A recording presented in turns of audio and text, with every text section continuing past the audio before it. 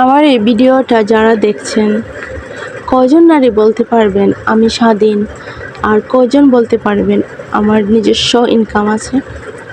আমি নিশ্চিত আপনাদের মধ্যে 20% নারীও এই দুটি কথা বলতে পারবে না, কারণ বাংলাদেশে 80% নারী এখনও আর্থিকভাবে নিজের পরিবারের উপর নির্ভরশীল। অনেক নারীরা আছেন যারা ঘরের বাইরে যেয়ে কাজ করতে পারেন না, কারণ নিরাপত্তার অভাব, সামাজিক বাধা, সংসার সামলানো, পরিবারের সাপোর্ট না পাওয়া, উপযুক্ত কর্মক্ষেত্রের অভাব, নিজের দক্ষতা উন্নয়নের সুযোগ না থাকা। 2023 সালে একটা প্রতিবেদনে দেখা যায় প্রতি 40 মিনিটে একটা ডিভোর্স হয়।